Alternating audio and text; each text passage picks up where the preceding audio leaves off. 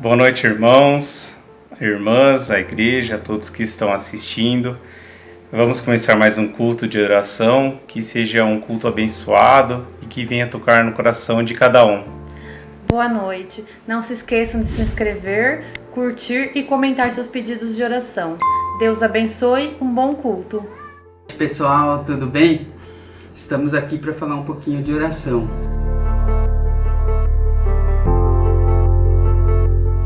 Se a palavra tem poder, imagine a oração. Boa noite, tchau, tchau. Boa noite, igreja. Hoje eu vim aqui para falar para vocês que eu participo da Célula Refúgio. Acontece todas as quintas-feiras, às 8 da noite. No momento agora está sendo virtual, devido à pandemia, ao isolamento, né? E queria compartilhar com vocês que a célula tem sido uma bênção na minha vida. A célula tem me abençoado muito. Esse momento que eu estou trabalhando na linha de frente é um momento muito difícil, um momento que tem dias que a gente tem desânimo, tem ansiedade, e a célula tem me fortalecido. Todas as quintas-feiras, quando eu entro e que a gente ouve a palavra, ora junto, isso tem me fortalecido na minha vida, no meu trabalho. Então, você que não participa de nenhuma célula, procure um líder, comece a participar, porque vai ser uma bênção na sua vida. Nesse momento difícil, estamos tendo muitas respostas de oração na nossa célula, tá bom? Fiquem com Deus e tenham uma boa noite.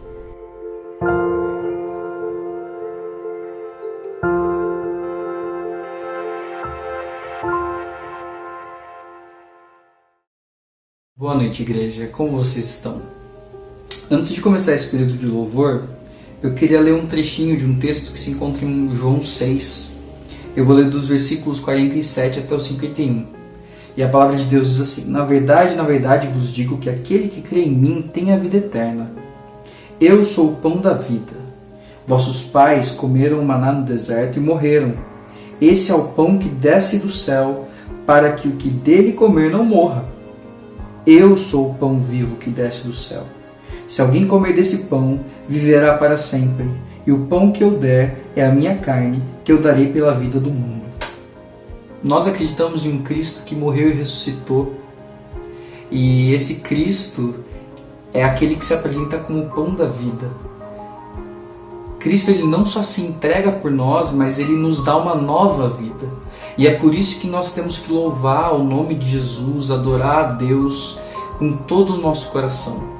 Então eu espero que nesse momento de louvor que você tenha em mente que o pão da vida desceu do céu e morreu por você, para te salvar, para te dar a vida. E com esse espírito que nós possamos adorar o nome do Senhor.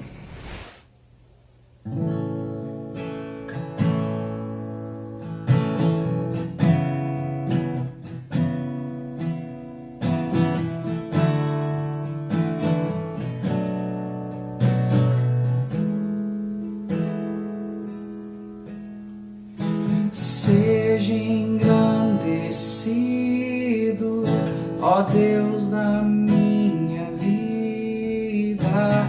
Tu és o Deus da minha salvação. És a minha rocha, a minha segurança. Meus lábios sempre te exaltarão. Seja engrandecido, ó Deus da minha vida. Tu és o Deus da minha salvação. És a minha rocha, a minha segurança. Meus lábios sempre te exaltarão. Aleluia, te louvo, pois sei que sobre todos é Senhor.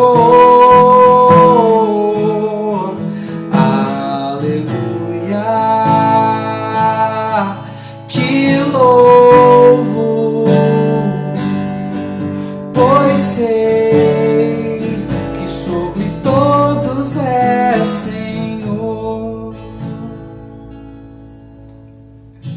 Seja engrandecido, ó Deus, na minha vida. Tu és o Deus da minha salvação. És a minha rocha, a minha segurança. Meus lábios sempre te exaltarão. Aleluia. Te louvo, pois sei que sobre todos é Senhor. Aleluia. Te louvo, pois sei que sobre todos é Senhor. Aleluia, aleluia,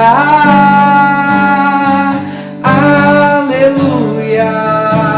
Louvemos ao Senhor. Aleluia, aleluia,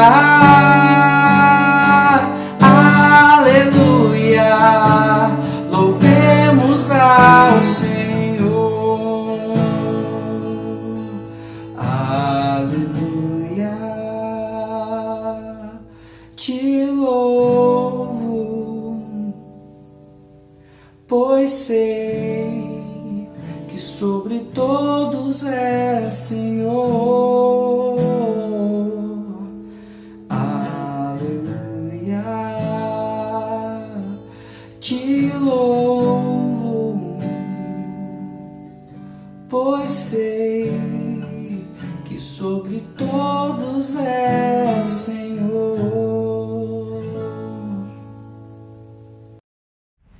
Deus abençoe, irmãos. Quero agradecer a todos, Senhor, que tem orado por mim, por minha casa. Agradecer ao pastor, que tem mostrado muito carinho pela gente, pela igreja.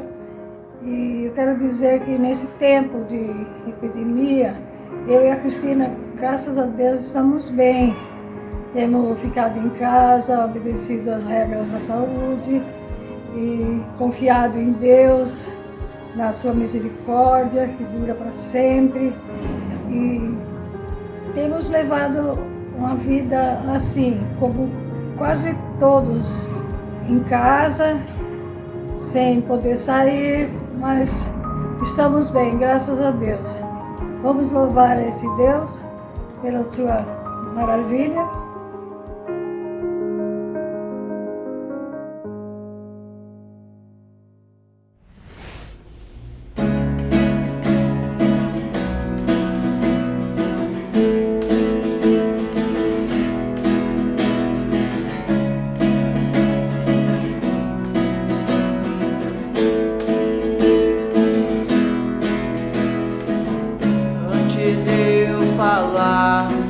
Cantava sobre mim. Tu tens sido tão, tão bom pra mim. Antes de eu respirar, sopraste tua vida em mim. Tu tens sido tão, tão bom pra mim. Impressionante, infinito, ousado amor de Deus, oh, que deixa as 99 só pra me encontrar. Não posso comprá-lo, nem merecê-lo, mesmo assim se entregou.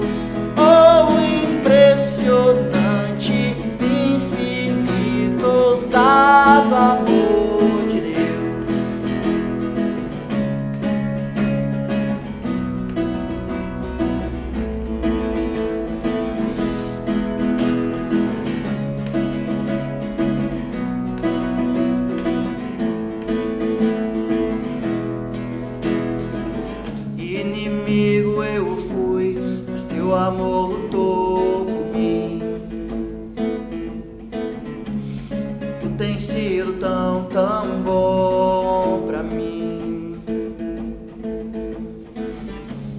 Tinha valor, mas tudo pagou por mim. Tu tens sido tão, tão bom pra mim. Oh, impressionante, infinito, ousado amor de Deus. Oh, que deixa as 99 só pra me encontrar. Não posso comprá-lo, nem merecê-lo, mesmo assim se entregou. Oh, impressionante, infinito, ousado amor de Deus. Yeah!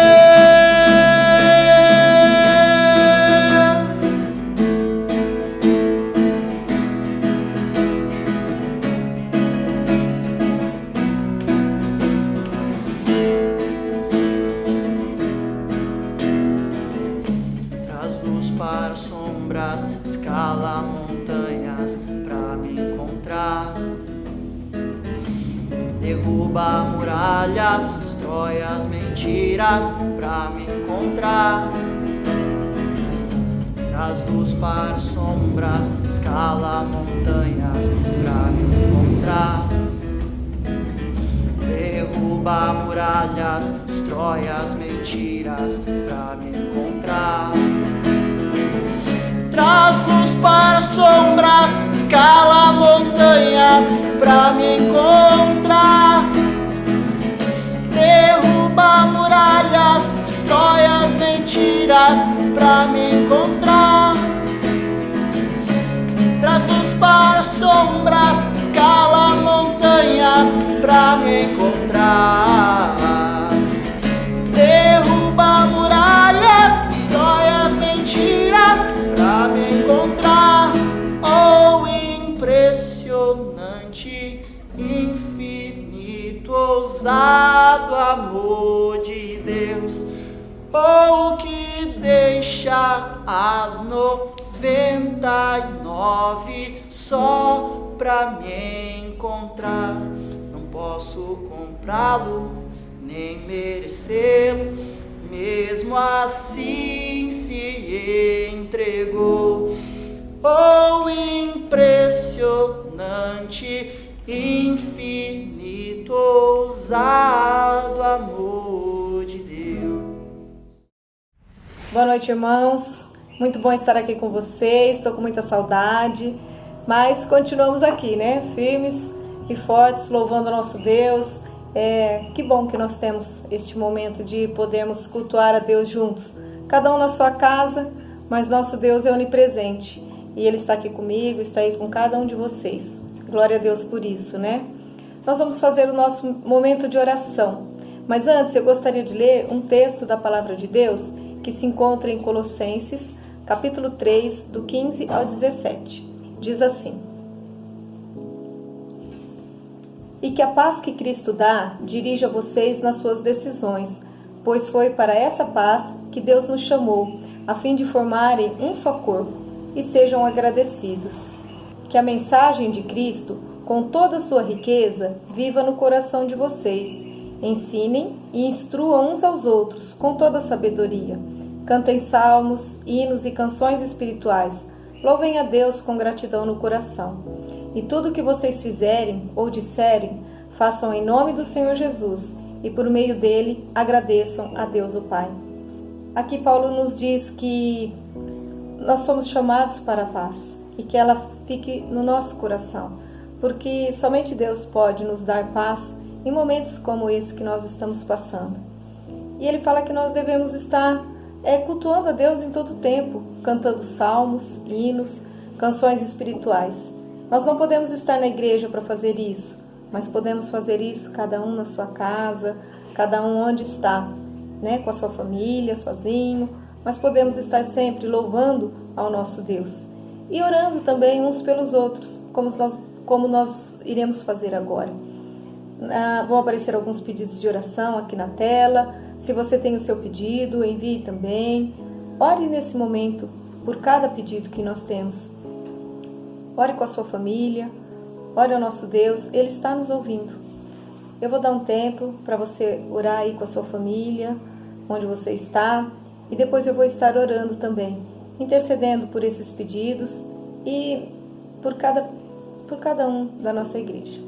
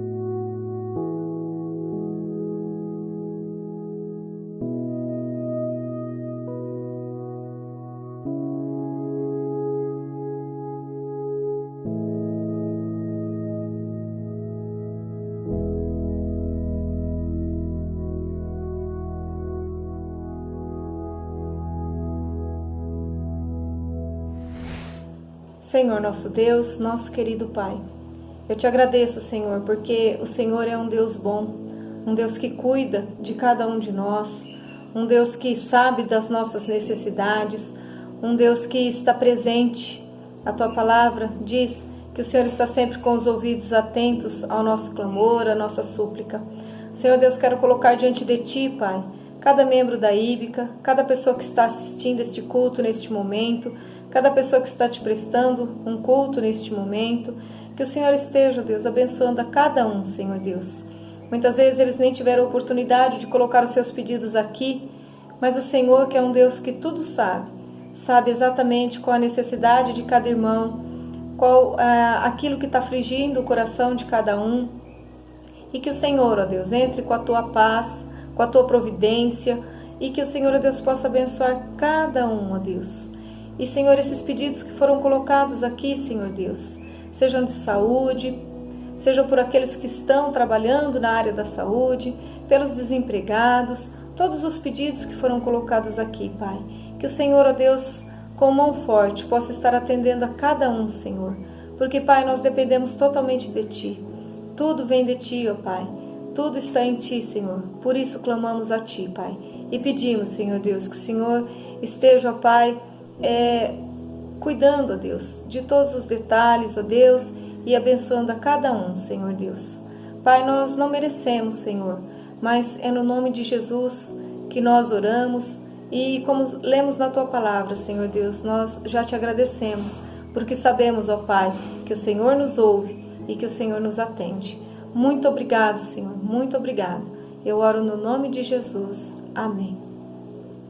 Que Deus abençoe cada um de vocês. Amo vocês. Fiquem com Deus.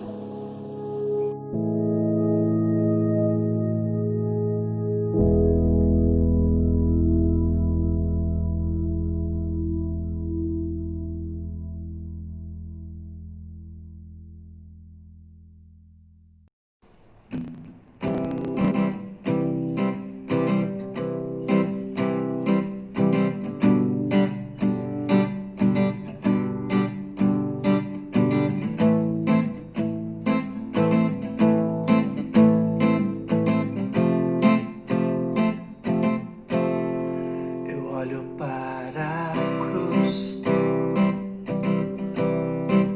Para a cruz eu vou, do seu sofrer participar, da sua obra vou cantar. Meu Salvador na cruz mostrou o amor do Pai, do justo Deus.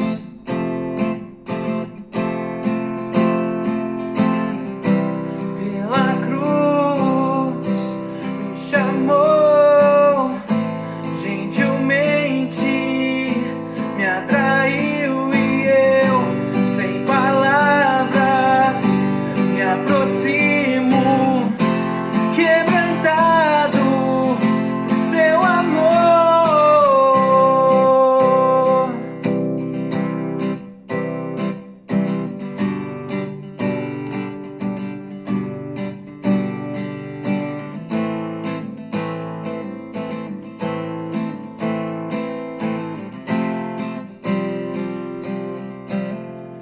Imerecida vida,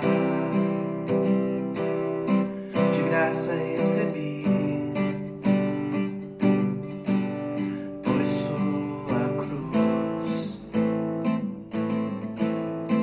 da morte me livrou, trouxe minha vida. Eu estava condenado, mas agora pela cruz eu fui reconciliado. Ei, ei, ei, pela cruz me chamou, gentilmente me atraiu e eu, sem palavras, me aproximo, quebrantado por seu amor.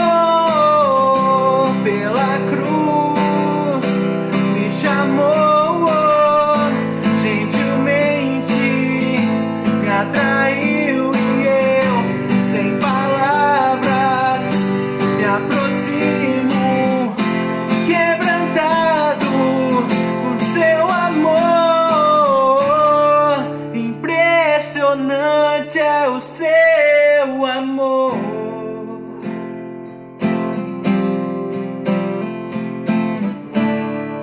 Me redimiu e me mostrou o quanto é fiel. Impressionante é o seu amor.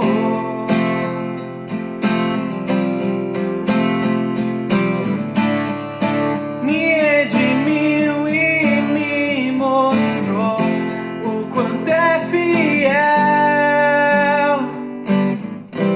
Pela cruz me chamou, gentilmente me atraiu e eu, sem palavras, me aproximo, quebrantado por seu amor. Pela cruz me chamou, gentilmente me atraiu e eu, sem palavras, me aproximo, quebrantado por seu amor.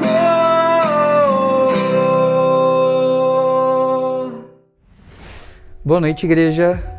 Para quem não me conhece, meu nome é Lucas Macedo e eu estou muito feliz pelo convite do pastor Felipe de estar compartilhando essa mensagem com vocês. Dá um pouco de medo estar aqui, apesar de não ser pessoalmente, mas ainda assim é uma grande responsabilidade. E pastor, pode ficar tranquilo, eu vou tentar ao máximo não viajar na maionese, eu vou tentar me ater ao tema como a gente conversou, então eu vou me esforçar ao máximo para trazer a melhor mensagem e que essa mensagem possa falar com vocês assim como falou comigo. Quando o pastor me apresentou o tema e me apresentou o texto que eu usaria, eu confesso que eu fiquei um pouco confuso sobre como eu poderia juntar as duas coisas.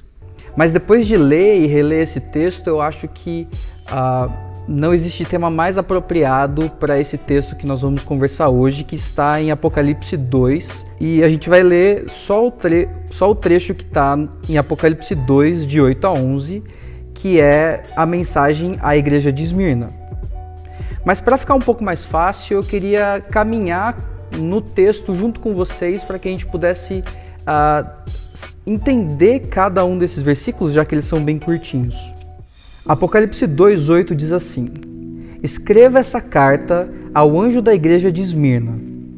Essa é a mensagem daquele que é o primeiro e o último, que esteve morto, mas agora vive.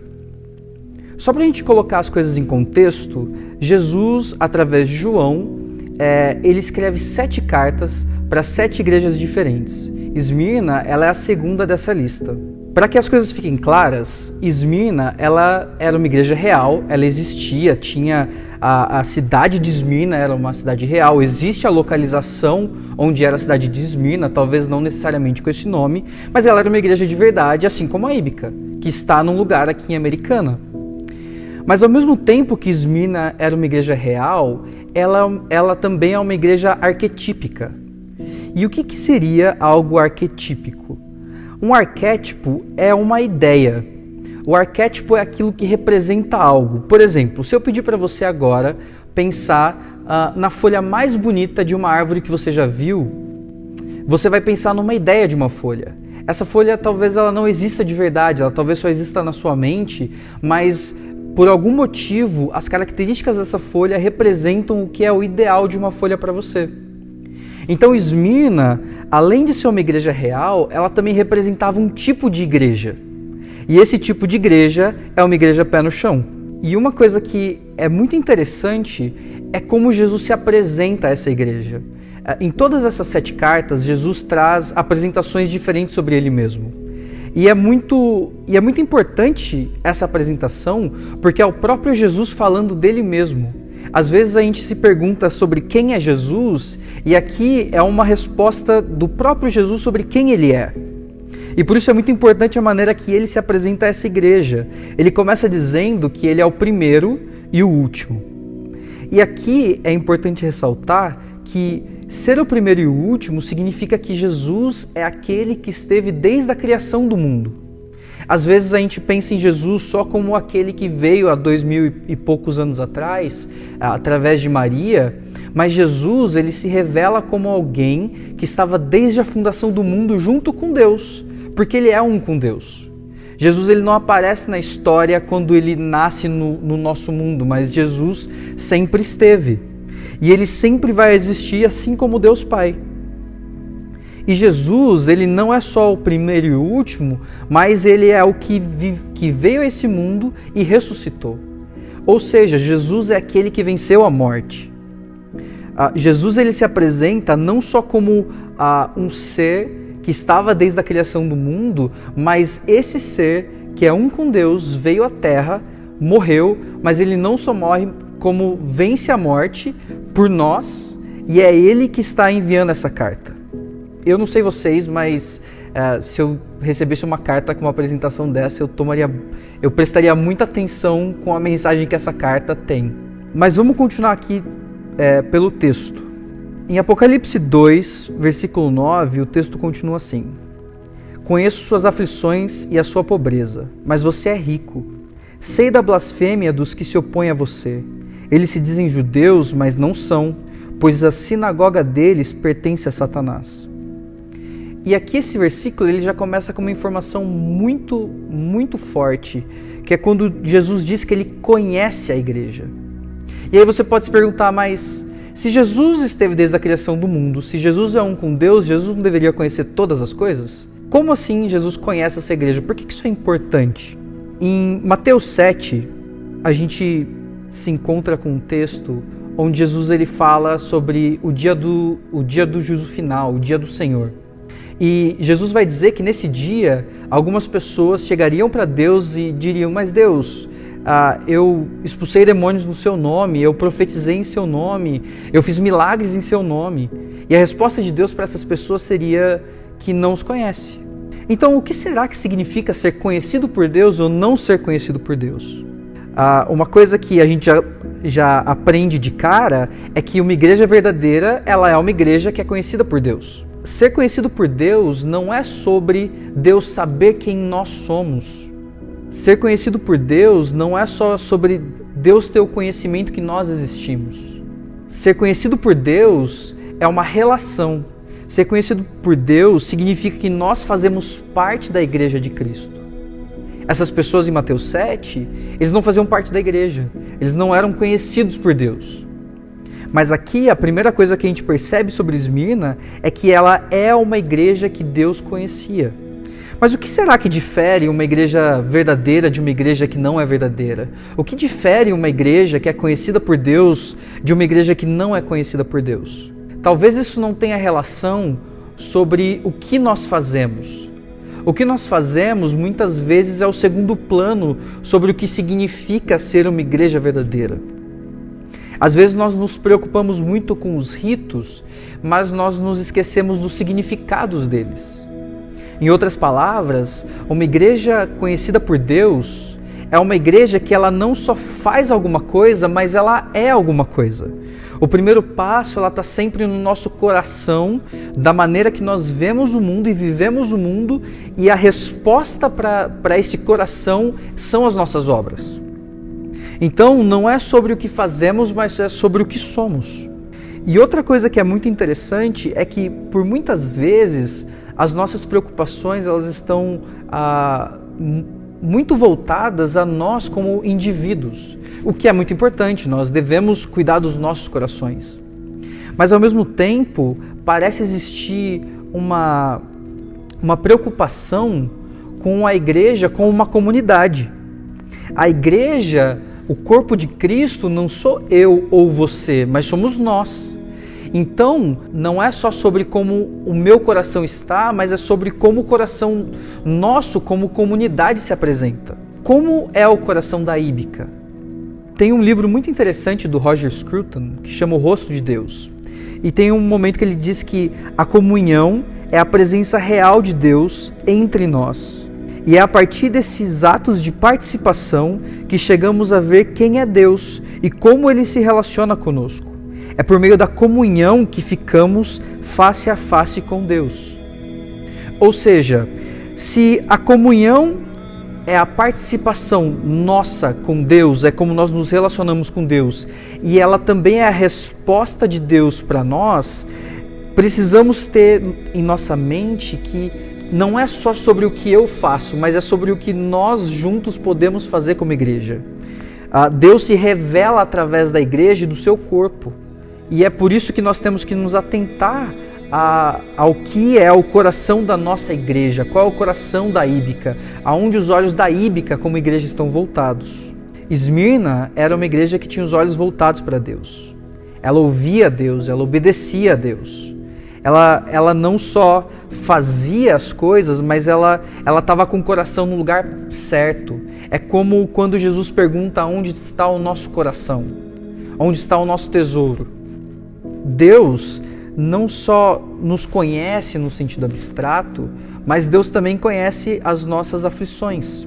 E aqui, no versículo 9, o que Deus está dizendo para aquela igreja é que Ele a conhece tanto que Ele sabe o que ela tem passado. E aqui fica uma pergunta: o que tem te preocupado? Será que é a questão de saúde? É financeira? Deus nos conhece, Deus sabe as nossas aflições, Deus sabe as nossas dores. E quando Deus diz que nos conhece, que Ele sabe as nossas dores, isso significa que Deus está no controle de todas as situações. Ele nos conhece e Ele tem cuidado de nós. Apesar de às vezes o momento parecer difícil, ainda assim nós temos que ter em nosso coração a confiança de que Deus está no controle da situação. Outra coisa que me chama muita atenção nesse versículo 9 é que como pode uma igreja pobre ser uma igreja rica? Às vezes parece que na Bíblia existem algumas ideias que parecem ser opostas e que a gente vai descobrir que elas não necessariamente são opostas. Jesus, por exemplo, no Sermão do Monte, ele vai dizer que felizes são os que choram. Como pode a felicidade estar atrelada com a tristeza? Como pode uma igreja rica ser uma igreja que não tem bens materiais? Às vezes, quando pensamos na pobreza, a gente acaba tendo uma ideia, por exemplo, como os jesuítas, que têm votos de pobreza. Algumas pessoas elas pensam que a igreja deveria se abster completamente de tudo que é dinheiro, de que nós deveríamos viver como pessoas pobres. Por outro lado, ainda dentro da igreja, a gente vê crescendo muito o que é chamado de teologia da prosperidade, que vai nos dizer que se temos dinheiro, se possuímos coisas, né, se temos posse, isso é sinal de que Deus tem nos abençoado. Mas eu acredito que esse texto ele vem nos trazer um novo ângulo de visão. Um ângulo que vai nos mostrar que o dinheiro ele não é um fim em si mesmo. E que ao mesmo tempo que o dinheiro não é um fim em si mesmo, ou seja, eu posso ter dinheiro, mas isso não significa que é Deus me abençoando, a pobreza também não é sinal de abandono divino. A falta de dinheiro não significa que Deus nos esqueceu ou que nós estamos fazendo algo errado. Mas o que então seria uma igreja rica? Eu acho que existem várias características que eu poderia falar sobre uma igreja que é rica, mas eu queria focar em 4 aspectos que eu acho que eles são fundamentais para qualquer igreja que queira ser uma igreja rica. O primeiro aspecto é que Deus não se satisfaz com doações vazias. Às vezes nós pensamos que, poxa, eu vou dar o dízimo e aí eu vou ganhar alguma coisa em troca. Porque se eu der, Deus vai me dar. E a verdade é que o dízimo ou qualquer doação que você vai fazer, ele não pode ser uma maneira de nós criarmos uma barganha com Deus. A doação ela tem que ser uma doação de alegria. Se a gente pegar em Marcos 12, a gente é apresentado a história de uma viúva pobre. E essa viúva ela tinha apenas 2 moedas. E essas moedas que ela entrega no templo. E quando Jesus vê isso, Jesus diz que não tinha oferta maior do que a dessa mulher. Porque isso não está relacionado à quantidade de dinheiro, mas está relacionado ao coração. O porquê você está doando esse dinheiro. O segundo ponto que eu acho que é muito importante como característica de uma igreja que é rica, é que ela é uma igreja que se preocupa com os vulneráveis. Em Atos a gente vê que a igreja estava tendo alguns problemas com algumas viúvas e órfãos. E quando eles levam esse problema aos apóstolos, eles separam pessoas que eram cheias do Espírito Santo exclusivamente para cuidar dessas pessoas, para fazer com que essas pessoas não tenham falta de nada. Então uma igreja rica, ela é uma igreja onde nós nos importamos com as pessoas que estão ao nosso redor. Você já parou para pensar quantas pessoas têm perdido o emprego? Se você tem um emprego, você tem que agradecer a Deus por isso, mas mais do que isso, o quanto você tem se importado com as pessoas ao seu redor. Nós temos vivido em tempos de crise e Deus nos leva a nos lembrar do próximo. A terceira característica que eu queria trazer sobre uma igreja rica é que uma igreja rica é apaixonada por missões. É muito triste ver algumas igrejas que têm tanto dinheiro, templos tão grandes, tão bonitos e que muitas vezes fazem tão pouco por missões. A igreja primitiva, ela era uma igreja que se preocupava com as pessoas que estavam indo expandir o reino de Deus. Uma igreja, ela precisa amar missões. E o quarto e último ponto que eu queria falar sobre uma igreja rica é que a igreja rica é uma igreja que se contenta com aquilo que Deus nos dá.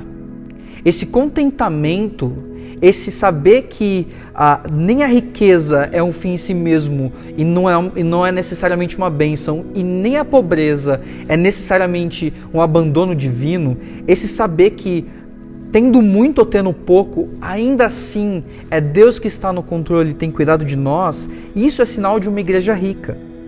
E assim como Jesus conhece essa igreja verdadeira, aqui representada por Esmirna, Jesus sabe quem são os seus inimigos. Jesus sabe que aqueles que estão perseguindo a igreja, por mais que nesse caso eles sejam até judeus, né, que deveriam representar o povo de Deus, apesar deles serem judeus, eles não são judeus de verdade, porque eles são sinagogas de Satanás. Deus sabe quem eles são, Deus sabe quem são os inimigos dessa igreja. Continuando para o versículo 10, a palavra diz assim: não tenha medo do que está prestes a sofrer. O diabo lançará alguns de vocês na prisão, a fim de prová-los, e terão aflições por 10 dias. Mas se você permanecer fiel, mesmo diante da morte, eu lhe darei a coroa da vida. Às vezes a gente tem algumas más ideias sobre aquilo que é a promessa de Deus para a nossa vida. A Bíblia está repleta de histórias, de promessas de Deus, mas que, para que essas promessas se cumprissem, aquele que recebeu a promessa passou por várias dificuldades. Um exemplo muito claro disso é a história de José. Olha o que José passou para receber a promessa de Deus. As promessas de Deus muitas vezes são desafiadoras. E ninguém quer uma promessa de Deus que começa: não tenha medo do que você está prestes a sofrer. A verdade é que nós gostaríamos de promessas que tudo vai ficar bem, de que a gente vai ganhar na Mega Sena ou alguma coisa assim. Mas essa promessa de Deus para essa igreja, que é uma igreja pé no chão, uma igreja verdadeira, uma igreja que faz parte do corpo de Cristo, é uma promessa que começa de maneira desafiadora. Não tenha medo do que está prestes a sofrer. Uma igreja pé no chão é uma igreja que sabe que nesse mundo nós teremos aflições. É interessante porque o próprio Jesus, em determinado momento, ele vai nos dizer que nós deveríamos calcular o custo de segui-lo. Jesus pagou um preço muito alto para o cumprimento da promessa de Deus à humanidade. Então a promessa de Deus, muitas vezes, ela é uma promessa que parece difícil e desafiadora. Mas nós precisamos nos lembrar que o mundo nunca vai amar a igreja. A mensagem de Deus, ela sempre vai ser uma mensagem que vai confrontar o mundo. O mundo sempre vai fazer oposição à igreja. E é por isso que nós não podemos esperar nada além de uma igreja que passa por momentos de tribulação. Tem uma frase do Agostinho de Hipona que eu gosto muito, que ele vai dizer: feriste-me com tuas palavras e desde então eu te amei. Em outras palavras, a mensagem de Deus é uma mensagem que ela é provocadora, ela nos causa um desconforto.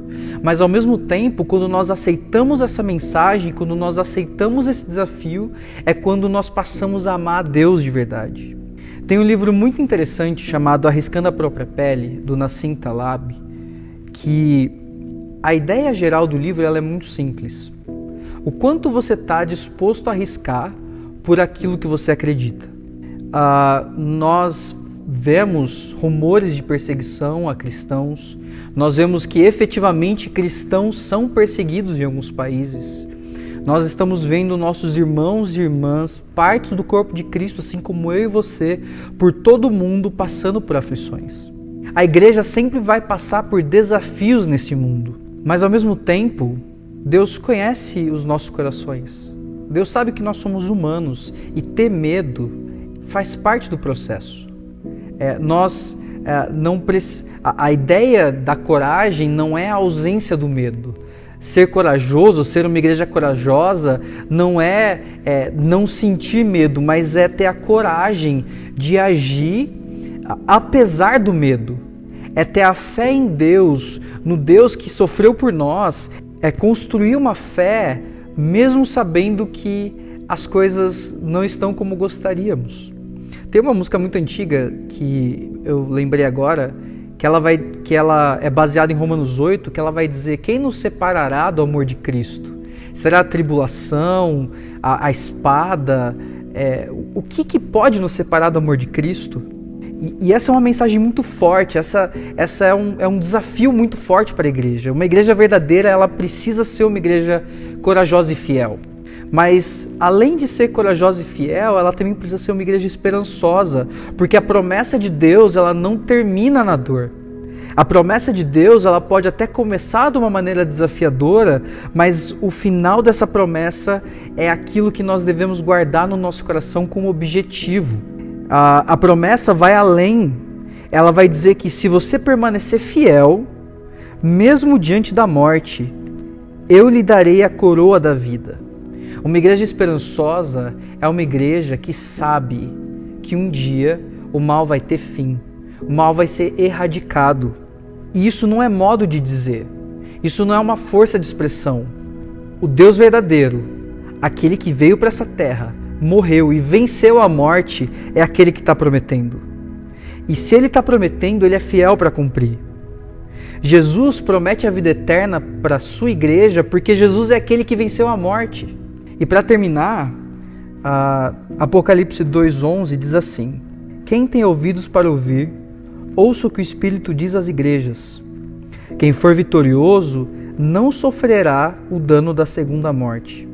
Esse quem tem ouvidos para dizer, ouça, é um chamado à obediência. Para o judeu não existia diferença entre ouvir e obedecer, não existia uma palavra que significasse obedecer, porque aquele que ouve é o que obedece. Então aquele que tem ouvido, ou seja, aquele que ouve a mensagem, precisa obedecer. E se a gente lembrar, quem está dando essa mensagem é o próprio Cristo. Então, olha como Cristo se apresenta.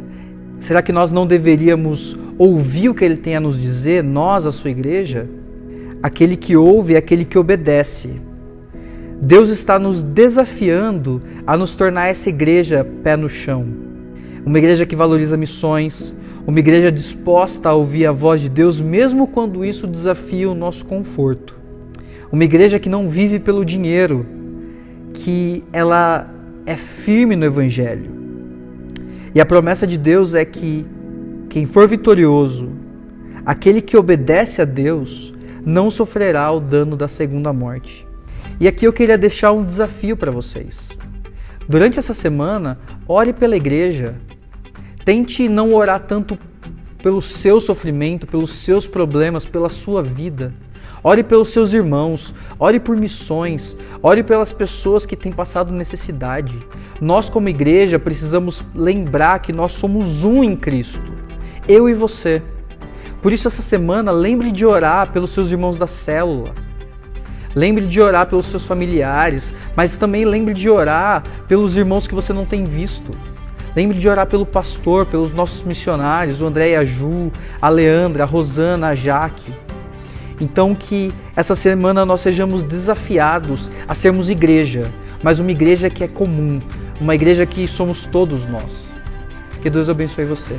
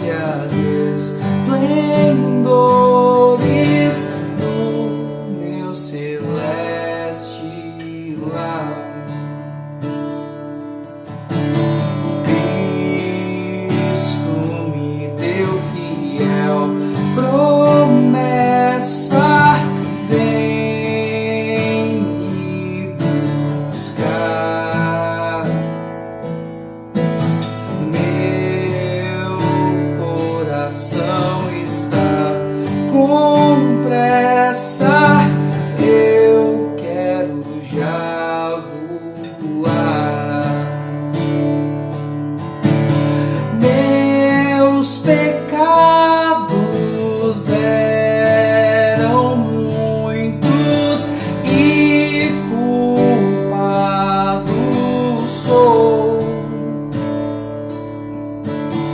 mas o seu sangue foi me limpo e para a pátria vou.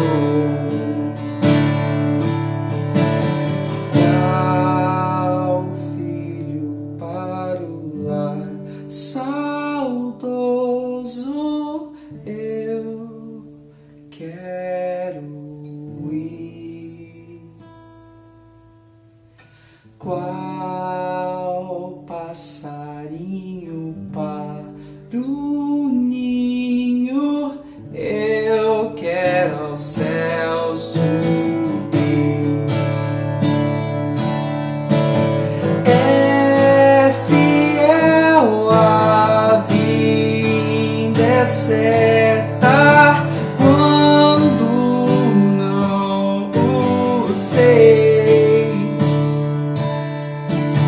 mas ele me achará alerta, com ele ao céu irei,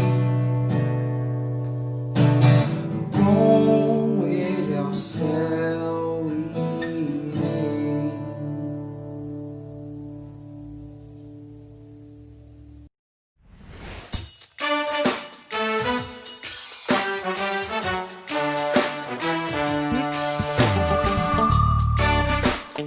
Segundo mandamento, amarás seu próximo como a ti mesmo.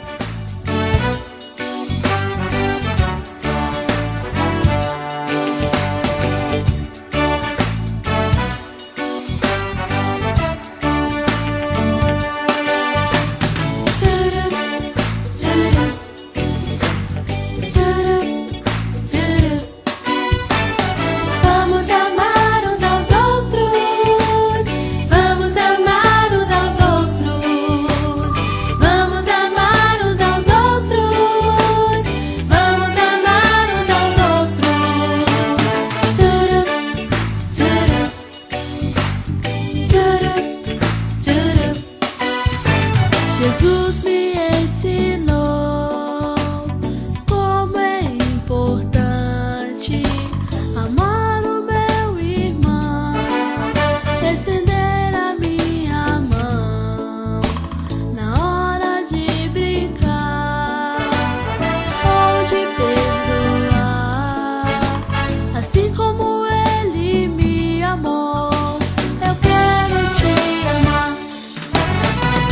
Tchuru, tchuru, tchuru, tchuru. Vamos amar uns aos outros, vamos amar uns aos outros, vamos amar uns aos outros, vamos amar uns aos outros. Tchuru, tchuru, tchuru. Boa noite meus irmãos, boa noite amigos que estão junto conosco neste culto. Uma vez Jesus estava observando uma mulher que foi depositar a sua oferta no lugar de ofertas ali do templo. E ela colocou ali 2 pequenas moedas.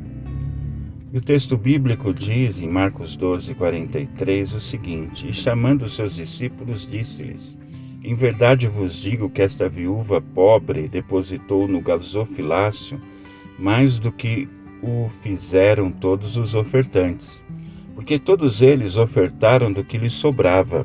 Ela, porém, da sua pobreza deu tudo quanto possuía, todo o seu sustento. A grande questão aqui não é a quantidade, porque eram apenas 2 moedas. E creio que não era nem mesmo ela ter dado 100% do que ela possuía, mas o fato de que, para ela dar tudo o que tinha, ela tinha que ter 2 coisas no coração: amor e fé. Ela tinha que amar a Deus realmente sobre todas as coisas e acreditar que Ele haveria de sustentá-la todos os dias. Nesse momento de contribuição, eu quero te convidar a primeira coisa a pensar no quanto você ama a Deus e no quanto você acredita que Ele tem te sustentado. Eu não quero que você dê para ganhar algo, mas eu quero que você contribua porque você já recebeu algo da parte dele. E, em especial, além da sua contribuição para a igreja, dê a sua contribuição para sustento, compra de alimentos e socorro aos que necessitam. Você sabe, a situação está ficando mais difícil. Vamos fazer a nossa parte, vamos contribuir e fazer isso com amor e acreditando que o Senhor continuará nos sustentando. Deus o abençoe. Olá, começa agora mais um Bíblica News e fique ligado em nossas programações. E hoje iniciamos as aulas da Escola Bíblica e se você não participou, não tem problema, ainda dá tempo.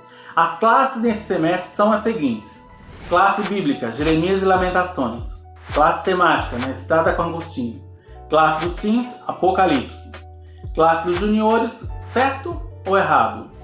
Faça já sua inscrição pelo WhatsApp ou e-mail da Íblica que está aqui na descrição desse vídeo e não perca essa oportunidade de aprender ainda mais a Palavra de Deus. Também no próximo domingo às 18 horas acontece o nosso culto de celebração com a continuação da série De Dentro para Fora e o tema Uma Igreja que Sofre. E na quarta-feira estaremos realizando o relógio de adoração, onde teremos alguns momentos de oração e gratidão durante o dia. Reserve já seu horário com a Larissa ou seu líder de célula. Olha só, na quarta-feira, às 21 horas, acontece a nossa live no Instagram. E essa semana o tema será Direito, Fake News ou Real? Com a participação do Dr. Adnilson Gonçalves. Peço para que vocês participem, os encontros têm sido muito descontraídos e com ótimos conteúdos. E finalizando, te convido a dar aquele like, se inscrever em nosso canal e compartilhar para ajudar que ele cresça ainda mais.